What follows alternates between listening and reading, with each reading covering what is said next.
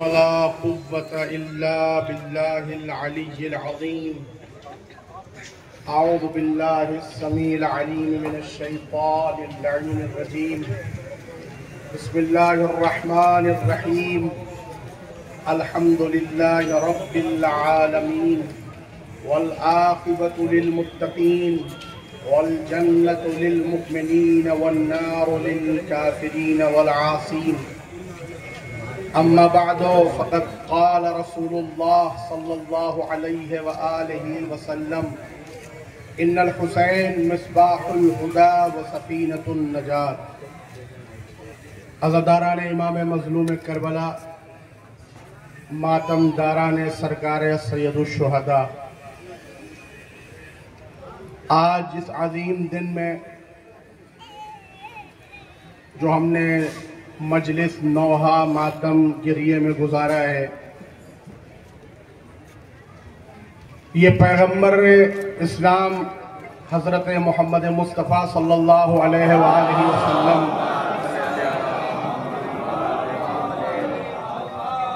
आपके छोटे नवासे के चेहल्लुम का दिन था।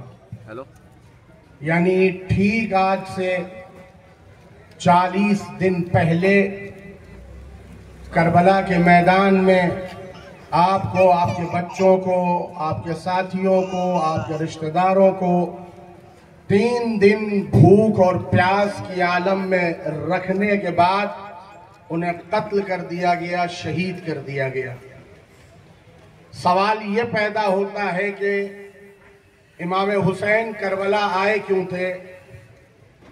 यजीद चाहता क्या था? वो बादशाह जो हुसैन के मुकाबले में था, वो चाहता क्या था इमाम हुसैन से कि जिसकी बिना पर आपको शहीद किया गया? तो मैं अपनी जबानी नहीं, अपने धर्म और मजहब के बुजुर्गों के कलाम और उनके कोट्स की रोशनी में नहीं, बल्कि दुनिया के मशहूर बुद्धिजीवियों और इस बड़े बड़े स्कॉलर्स, रिसर्चर्स, उनकी ज़बानी आपके सामने मैं बयान कर रहा हूं।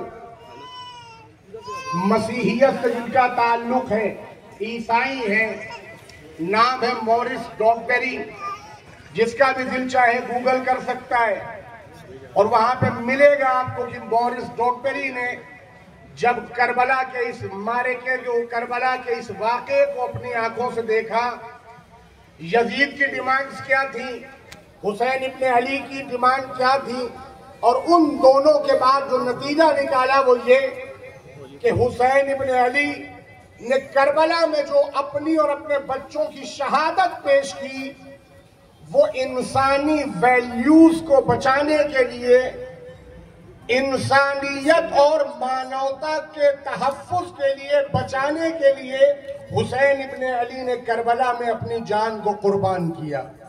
आज पूरे भारत में, बल्कि पूरी दुनिया में, आज जो हुसैन इब्ने अली के नाम पर जिस दिल में भी उनकी मोहब्बत है, अपना कीमती सामान लेकर हाथ में खड़ा है, उसकी वजह यह है कि हुसैन किसी सत्ता को हथियाने नहीं आए थे, हुसैन किसी बादशाहत की लालच में नहीं आए थे, बल्कि हुसैन इब्ने अली ने जब ये देखा कि इंसानियत को अब खतरा है, मानवता को शर्मसार किया जा रहा है।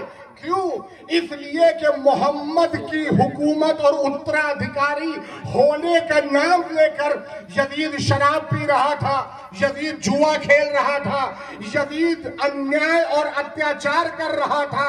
तो अब जो मोहम्मद का नवासा था, उसने ये आवाज उठाई कि तुझे जो करना है कर, लेकिन तू इस्लाम के नाम पर, तू मोहम्मद साहब के नाम पर न शराब पी सकता है, न लोगों का कत्ल कर सकता है, न जुआ खेल सकता है। अब चाहे हमारी जान ही क्यों न चली जाए, लेकिन अब इसके खिलाफ आवाज उठाई जाएगी।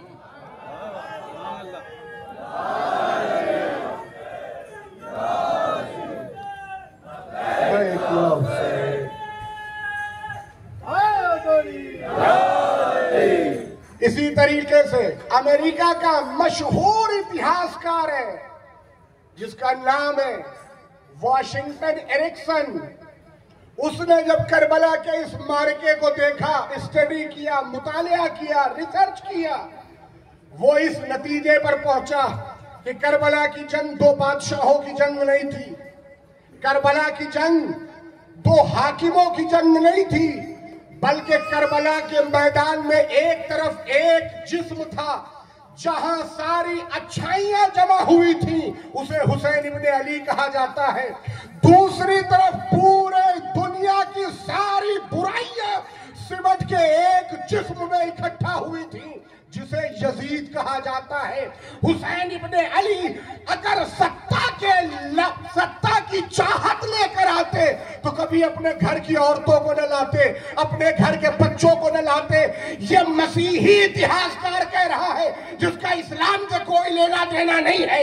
अगर हुसैन को सत्ता प्रेमी होते, अगर हुसैन, तो कभी बच्चों को लेके ना आते, बल्कि हुसैन अपने साथ ये पूरा सरमाया इसलिए लाए थे ताकि यजीद जैसे आने वाले वक्त में जितने भी क्रूर और आक्रांता शासक आने वाले हैं, उनके चेहरे से नकाब को उतार दिया जाए कि बादशाहत की आड़ में तुम अल्लाह के बनाए हुए इंसानों पर जुल्म नहीं कर सकते, अन्याय नहीं कर सकते।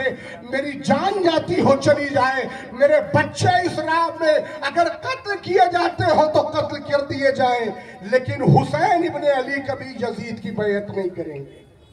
गौर कर रहे हैं, आज पूरा भारत आजादी के दिन को मना रहा है।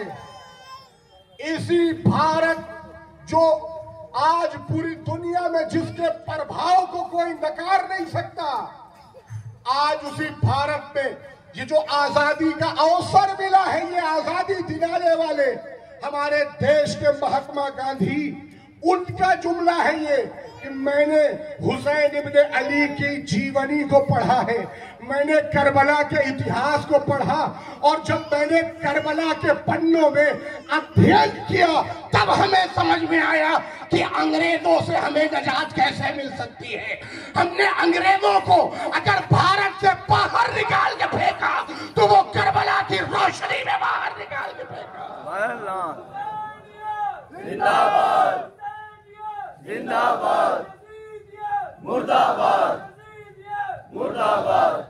और आज बहुत सी सरजमीनों पर, बहुत सारे देशों में जो क्रांतियां दिखाई देती हैं अत्याचार के खिलाफ, अन्याय के खिलाफ, जुल्म के खिलाफ, क्रूरता के खिलाफ, वो सब कहीं न कहीं उनकी इंप्रेशन इसी करबला में हुसैन इब्ने अली ने जो मुकाबमत की है, जो मुकाबला किया है, कहीं ना कहीं उसी से इंप्रेशन मिलती है। अफ्रीका की सरजमीन तो कौन भुला सकता है, जहां काले बदन को देखकर उनको सिर्फ गुलाम समझा जाता था, सिर्फ उन्हें लेबर समझा जाता था, जितने छोटे काम है वो सिर्फ उनके लिए बताए जाते थे। लेकिन एक शख्स उठा, कौन? Nelson Mandela. गूगल कर ले, जितने भी सुन रहे हैं, नेल्सन मंडेला के इतिहास को जब आप पढ़ेंगे, आखिरी वक्त में उन्होंने खुद ये बात लिखी। नेल्सन मंडेला 2-4-10 साल जेल में नहीं रहे।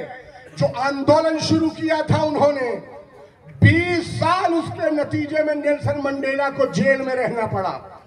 और जब खुद बयान करते थे, मुझे जेल के अंदर का जो सिस्टम था उसकी तकलीफें बीतते बीतते जब 20 साल गुजर गए, तब मैंने एक दिन सोचा अब मुझसे ये बर्दाश्त नहीं होता, अब मैं जितनी भी हुकूमत की डिमांड है, शर्तें हैं, उनको पूरा कर दूंगा।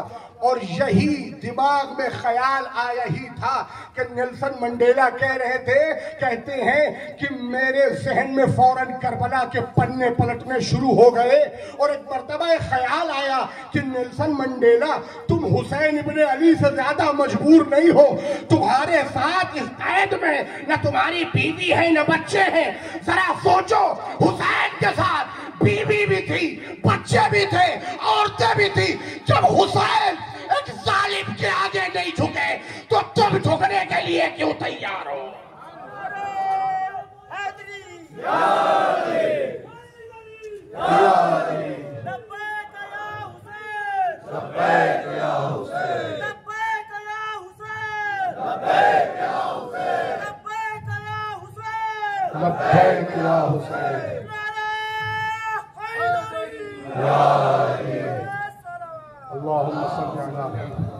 और आज हम ये बताना चाहते हैं, ये लब्बैक या हुसैन की आवाजें ये फकत स्लोगन नहीं है, बल्कि सन 61 हिजरी 1400 बरस पहले जो हुसैन इब्ने अली ने हल मिन नासिरिन यंसुरना की आवाज बुलंद की थी, है कोई जो हमारे इस मिशन को आगे बढ़ाए, अत्याचार और अन्याय के खिलाफ आवाज उठाए।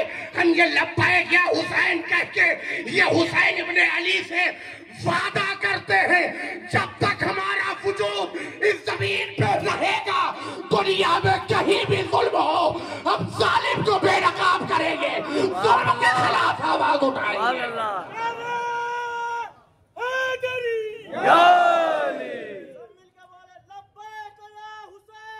लब्बैक या हुसैन,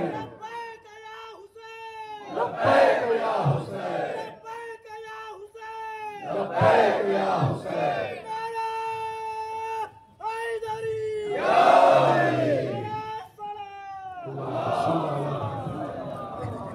और आज इसी हिंदुस्तान के अंदर जहां आजादारी, मजलिस हुसैन, मातम और गिरिया पर सवाल खड़े किए जा रहे थे मुसलमानों की तरफ से, आज दर्जनों क्लिप सोशल मीडिया पे मौजूद हैं कि अगर आज के दौर में, आज के वक्त के यजीद के खिलाफ अगर कोई खड़ा है तो वो यही लब्बैक या हुसैन कहने वाले। पूरी दुनिया ने वो मंजर देखा और देख रही है पिछले इतने सालों से। एक सरजमीन जहां मुसलमानों का किबला अव्वल है, पहला किबला है, जैसे आज काबे की तरफ मुंह करके नमाज पढ़ता है एक मुसलमान, पहले बैतुल मुकद्दस की तरफ पढ़ता था। फिलिस्तीन की जमीन पर वो किबला है जिसे इजराइल जैसा एक आतंकवादी देश कब्जा करना चाहता है। जब इन्हीं करबला से वाबस्ता जवानों ने इस चीज को देखा तो अब पूरी दुनिया ने मुशाहिदा किया कि कहने को मुसलमान सत्तावक देश थे, लेकिन अगर कोई इस अत्याचार के खिलाफ खड़ा हुआ तो वो यही लब्बैक या हुसैन कहने वाले थे।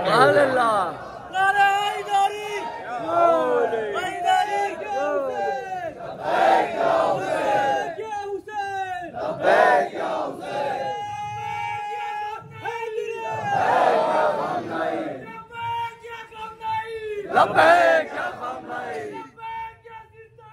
लब्बैक या सिस्तानी, लब्बैक या सिस्तानी, या अली। हुसैन इब्ने अली ने कल करबला में साफ कर दिया था, वाज़ेह कर दिया था कि तुम हमें मौत से नहीं डरा सकते, इसलिए कि जुल्म के खिलाफ आवाज उठाने की राह में अगर हमें मार दिया जाए तो वो मौत शहादत कहलाती है, वो मौत हमारे लिए करामत की हैसियत रखती है। बस अरबाब मजलिस और मैं गुफ्तगू के इस पड़ाव पे अपने भारत देश की तमाम जो इंतजामिया है, प्रशासन, स्टेट लेवल पर, मुल्क लेवल पर, डिस्ट्रिक्ट लेवल पर और यहाँ पर मौजूद सभी प्रशासनिक अधिकारियों का तहे दिल से, तमाम अदादारों की तरफ से शुक्रिया अदा करते हैं कि उन्होंने पुरअमन शांति के माहौल में हमें ये जुलूस निकालने का मौका दिया। हुसैन इब्ने अली की मजलूमियत का अंदाजा करबला के 6 महीने के बच्चे से लगाया जा सकता है कि जिसने दुनिया की बहुत सारी कौमों पर प्रभाव डाला है। कि मान सकते हैं कि हुसैन ने यजीद की निगाहों में कि हुसैन ने जुर्म किया है, लेकिन इस 6 महीने के बच्चे की क्या खता थी कि 6 महीने के बच्चा हुसैन गोद में लिए उसके लिए पानी का सवाल कर रहे हैं, लेकिन सामने से तीर आता है और उस बच्चे के गले को छेदता हुआ हुसैन के बाजू पे बेबस हो जाता। अजरुकुम अल्लाह। बहुत अजीम मुसीबत हुसैन इब्ने अली ने इंसानियत को बचाने के लिए पेश की है। बड़ी मुसीबतें सही है, हम सब की जिम्मेदारी है कि अपनी जिंदगी में वो इंसानियत का पहलू, मानवता की सेवा, मानवता का प्रेम हमारे दिल से कभी निकलना नहीं चाहिए। अजीजों, आज अरबईन का दिन है। रात में चाहता था मसाइब पढ़ूं, लेकिन सुबह के लिए मैंने रोक दिया था। लेकिन अब वो रिवायत जो अहले